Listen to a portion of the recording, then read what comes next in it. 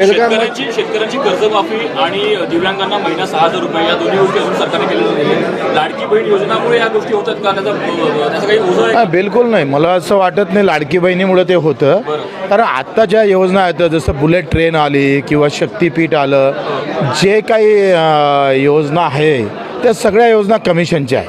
म्हणजे सगळ्या cement work म्हणजे ज्याच्यातून टेंडर प्रोसेस, मग त्याच्यातून कमिशन आणि त्याच्यातून सरकार पण चालेल आणि पक्ष पण चालेल अशी एक व्यवस्था. बजेटमध्ये जर तुम्ही पाहिलं, बजेटला दुर्बीण लावून पहा, त्या बजेटमध्ये सगळे जे काही योजना दिसतं किंवा ज्या तरतुदी दिसतं त्या सामान्य माणसासाठी आहेच नाही. सांगायला लाडकी बहीण आहे पण प्रत्यक्षात लूट चालू आहे, प्रत्यक्षात लूट चालू आहे.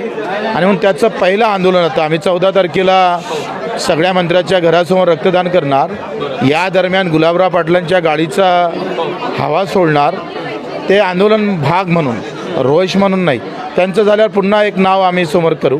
जेथपर्यंत दिलेलं वचन, खास करून सरकारमध्ये जो पक्ष आहे भारतीय जनता पार्टी, यांनी जे वचनं दिले होते, कर्जमाफी करू, दिव्यांगाचा मानधन वाढवू, तिकडे सोयाबीनचं GST जे काही परत येईल ते सोयाबीनला 6,000 देऊ, MSPमध्ये 20% बोनस देऊ, काहीच करत नाही आहे.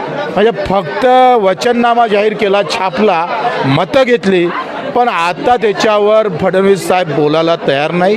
त्यांना बोलणं करण्यासाठी 14 तारीख धर्मवीर संभाजी महाराजची जयंती आहे, तेव्हा रक्तदान करून रक्त सांडवाची वेळ येऊ देऊ नका, ह्या इशारा द्यायचा आहे.